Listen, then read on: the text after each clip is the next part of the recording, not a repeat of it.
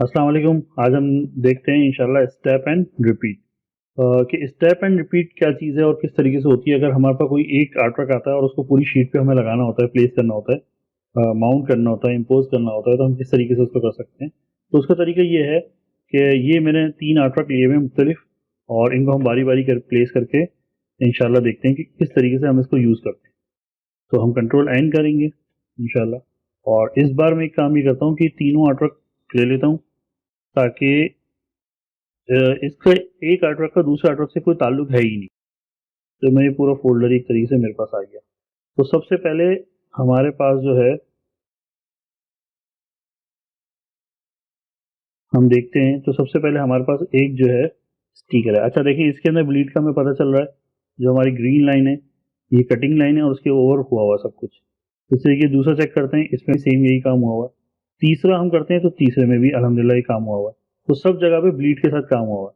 तो पहली press one की शीट जो है, इसको हम देखते हैं कि ये 15 अप का जो है हमें एक स्टिकर प्लेस करना है, 3.25 बाय 3.25 इंच का। तो इसका अच्छा तरीका मेरा जहाँ तक ख्याल है कि 10, 15 और 10 बाय 15 इंच का जो है हम एक स्टॉक बना लेते हैं, 10 बाय 15 इंच का ना। तो यहाँ आया, राइट क्लिक किया, डुप्लीकेट किया, और 20 बाय 10 इंच ले लेते हैं इंशाल्लाह। 20 बाय 10 इंच ये हमने लिया अल्हम्दुलिल्लाह, और डबल क्लिक किया। अच्छा, अब इसके अंदर क्या होता है कि जब हम स्टेप एंड रिपीट करते हैं, तो फ्रंट बैक हो सकता है, लेकिन अमूमन ये स्टेप एंड बैक रिपीट के अंदर फ्रंट बैक का कोई ज़रूरत नहीं पड़ती। लेकिन फिलहाल अभी हमारे पास जो केस है, इसमें फ्रंट बैक की ज़रूरत नहीं है। तो हम यहाँ से आके क्या कर देंगे, इसको हमने शीट वाइज जो हम नॉर्मल काम करते हैं वो चीज़ है। दूसरा वर्क एंड टर्न हमने समझ लिया, वर्क एंड टम्बल समझ लिया। चौथी चीज़ है सिंगल साइड है, कि हम उसको पहले ही बता देंगे भाई सिंगल साइड है, तो आपको डबल की जहमत करने की ज़रूरत नहीं है। तो डबल जब दूसरा नहीं होगा ना, देखें बैक ऑटोमेटिकली सिंगल साइड इसका गायब हो गया, सिर्फ सिंगल रह गया। तो हम यहाँ क्या करेंगे कि एक तो ये तरीका है हमारे पास कि हम एक हिसाब किताब लगाने, और कंट्रोल एम हमने दबाया, और हम कहते हैं कि 5 हमारे इस तरह आ जाएं और 3 हमारे इस तरह से आ जाएं।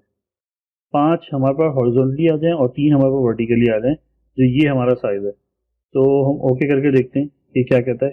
ठीक है, देखें ये हमारे सब सेट हो गए। अब इसमें क्या हुआ कि हमारे पास स्पेसिंग और चंद चीज़ों की गुंजाइश है। मुझे ऐसा लगता है कि अगर हम एक और करना चाहें तो एक और भी हो सकता है। 5 की बजाय अगर हम उसको 6 कर दें, तो ओके मैं करता हूँ।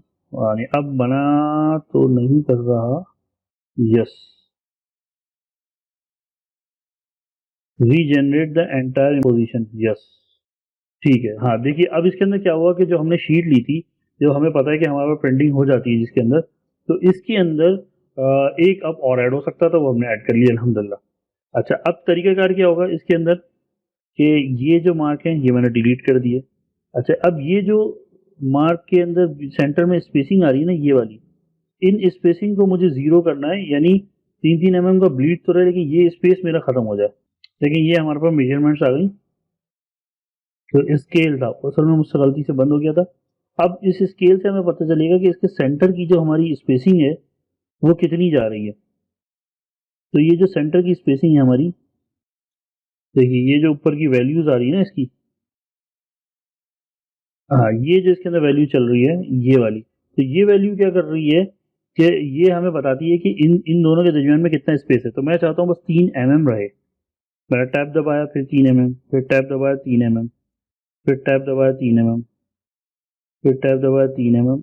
हर तरफ मैं चाहता हूँ कि 3-3 mm का जो है ना हमारे पास गैप आ जाए। तो एक तरीका तो ये है, देखिए यहाँ भी आ गया 3-3 mm का गैप। और अब ये जो गैप आ रहा है ना ये वाला, इसको मैं चाहता हूँ कि ये भी 3-3 mm हो जाए। 3 mm, 3 mm, और ये 3 mm। ये देखिए, तो अब क्या हुआ, अब ये मेजरमेंट्स में हटा देता हूँ, ये स्केल हटा देता हूँ। हाँ जी। तो अब आप ये देखें कि बिल्कुल जुड़ के और बड़े बेहतरीन तरीके से हमारी स्पेसिंग, हेडले और तमाम चीज़ों के साथ ये सेट हो गया। अब मैं सिंपल क्या करूँगा, इसके अंदर अपने मार्क्स का सेट लगा दूंगा। ये मेरे मार्क्स का सेट लग गया, ये अच्छे तरीके से आ गया। ये जो फोल्डिंग मार्क है इसकी मैं ज़रूरत नहीं है, मैं डिलीट कर देता हूँ। ये जो मार्क हैं बड़े बड़े, इनको शॉर्ट कर देता हूँ। इसको हम यहाँ से करेंगे 8 पॉइंट कर देते हैं या 10 कर देते हैं, हमारे पास स्पेस है।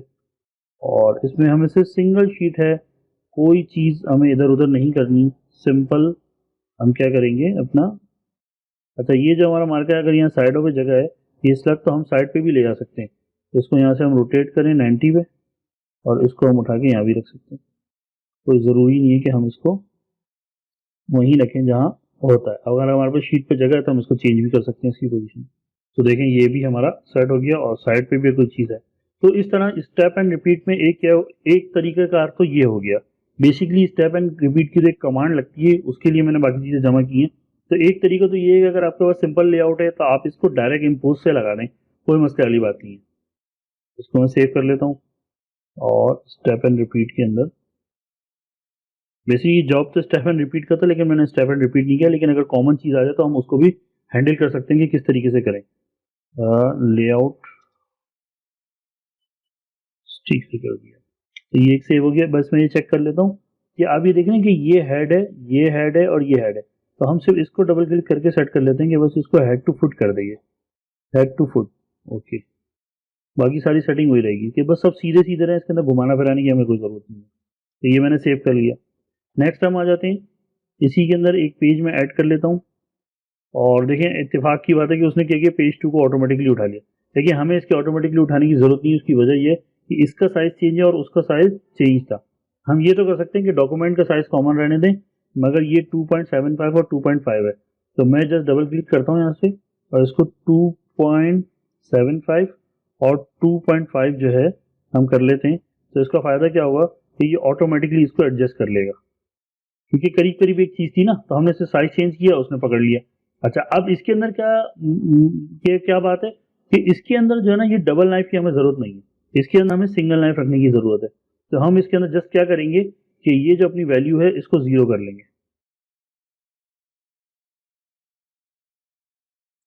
इन सब की ऑटोमेटिकली वैल्यू 0 करने की कोई कमांड आप लोगों को मिल जाए तो मुझे ज़रूर बताइएगा।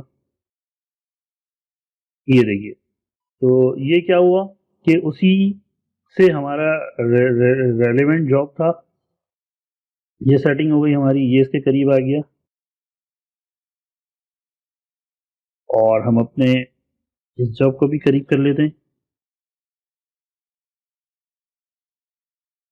लॉक पोजीशन को लॉक खोल देते हैं इसका और इसको करीब कर लेते हैं।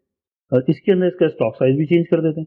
मसलन कि इस स्टॉक साइज पे ये लिखा हुआ है, ये भी 20/10 पे आ रहा है, तो हम इसको भी चेंज कर लेंगे, यानी कोई इतना बड़ा मसला नहीं है।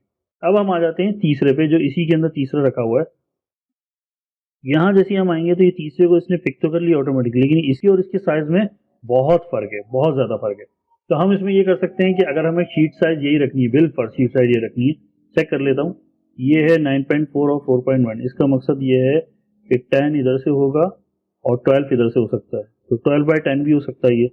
तो एक काम मैं करता हूँ कि 10/12 का अगर कोई डॉक्यूमेंट बना है तो 10/12 तो नहीं नज़र आ रहा, 9/12 है।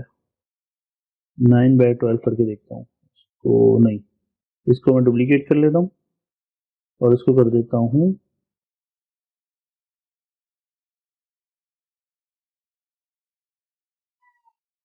10/12, 15/11, 15/11 का एक साइज ले लेता हूँ, 15 और 11। अब यहाँ मैंने ओके किया। अच्छा जी, अब मैं इसको ख़त्म कर देता हूँ और इस इम्पोजिशन के सिलसिले में नहीं पड़ता। इसके अंदर सिंपल मैं काम ये करता हूँ कि इसको मैंने उठा के यहाँ रखा। अच्छा, अब फिर डॉक्यूमेंट साइज में बड़ा कर लेता हूँ, इसको 19/25 पे ले गया। अब ये मेरा एक स्टिकर जो है यहाँ आ गया और इसका साइज है बड़ा। तो अब अच्छा, स्टेप एंड रिपीट जो असल स्टेप एंड रिपीट जो क्लास जो मुझे इसके अंदर समझानी थी वो ये थी कि हमारे पास एक ऑप्शन होता है यहाँ पे स्टेप एंड रिपीट। देखिए step and repeat, step and repeat का काम क्या होता है कि जब मैं इसके ऊपर आके क्लिक करूंगा और इसको मैं आगे लेके गया, यहाँ लेके गया, यहाँ लेके गया, तो ये देखिए ऑटोमेटिकली रिपीट हो गया। मैंने इसके अंदर कोई पोजीशन, कोई और काम, किसी भी किस्म का कोई ऑब्जेक्ट इसके अंदर इस्तेमाल नहीं किया। सेम इसी तरीके से अगर मैं दूसरा डॉक्यूमेंट लूँ, यहाँ पे आया, ये जॉब वाला जो है जॉब लिया, इसको मैंने लिया, तो इसको स्टेप एंड रिपीट किया यहाँ से ये, और मैं देख लूंगा कि हाँ ये पूरे कम आ रहे हैं, ज़्यादा आ रहे हैं, कटिंग तो नहीं हो रही। तो देखिए ये भी एक रिपीट हो गया हमारे बड़े मज़े से। इसी तरीके से तीसरे में आता हूँ, जो हमने सबसे पहला लगाया था स्पीकर वाला, ये मैंने लिया यहाँ पे, और इसमें भी सेम यही चीज़ कि स्टेप एंड रिपीट हम कर सकते हैं कि ये मैंने लिया और ये मेरा स्टेप एंड रिपीट बड़े मज़े से हो गया। देखें अब इसके अंदर मार के और बहुत सारी चीज़ें वो तो पहले से लगी हुई ना, इसलिए आ रही है, प्रॉब्लम नहीं कर रही। अब आप ये देखें इसके अंदर वो इतना बड़ा मसला नहीं है, बेहतरीन ही आया है। हाँ, अब इसके अंदर अगर हमें कोई काम करना है, कोई चीज़ इसकी सेटिंग करनी है, ये ब्रीड टू ब्रीड लगा हुआ है, ट्रिम टू ट्रिम कर देंगे तो ये ट्रिम टू ट्रिम हो जाएगा। इसी तरीके से इसके अंदर हम कर देंगे कि गटर टू गटर हो जाएगा, ये डिस्टेंस आ जाएगा, डिस्टेंस सेट हो जाएगा। तो इसको ब्लीड टू ब्लीड कर देते हैं। मेरे हिसाब से ब्लीड टू ब्लीड सही है, इसलिए क्योंकि ये कॉमन नहीं है, सिंगल लाइफ नहीं है। इसी तरीके से पिछले लेआउट में आता हूँ, ये वाले लेआउट में जो हमारा 4 है। अब इसके अंदर क्या है, इसमें हमें सिंगल लाइफ रखना है, तो सिंगल लाइफ रखने के लिए हम क्या करेंगे, इसको ट्रिम टू ट्रिम कर देंगे। जैसे ट्रिम टू ट्रिम किया, ये बिल्कुल एग्जैक्ट वैसा हो गया जैसे हम करना चाहते थे। अच्छा, अब हमारे पास इसमें जगह और बन गई, तो हम इसको मजीद रिपीट कर सकते हैं नीचे की तरफ। यहाँ मैं लेके आया और इसको हम पहले से ही डिफाइन कर देते हैं स्टेप एंड रिपीट के अंदर।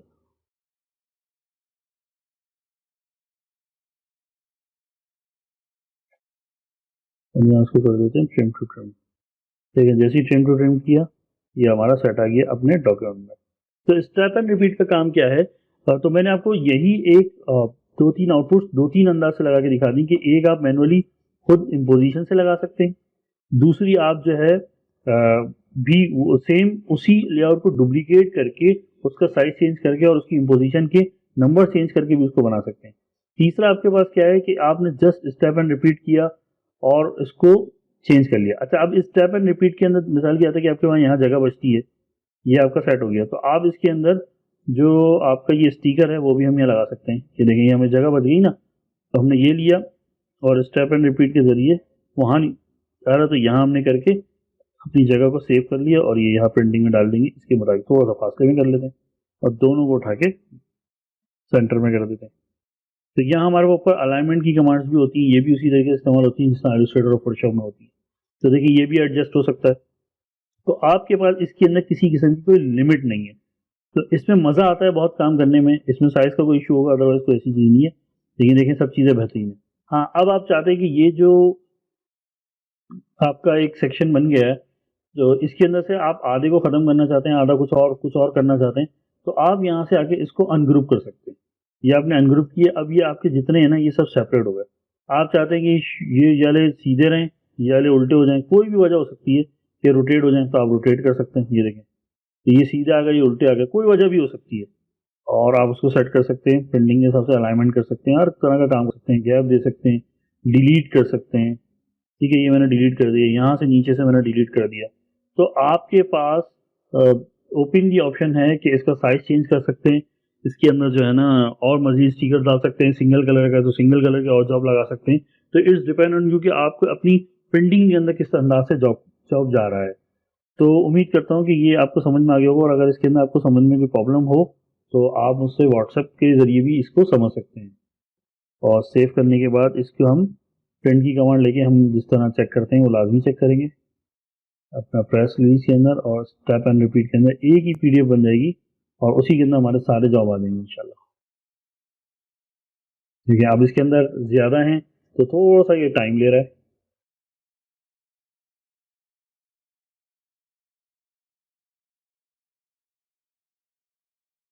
चेक करते हैं उसका, ये एक ही इसने बना दिया और उसको हम कर देते हैं आउटपुट।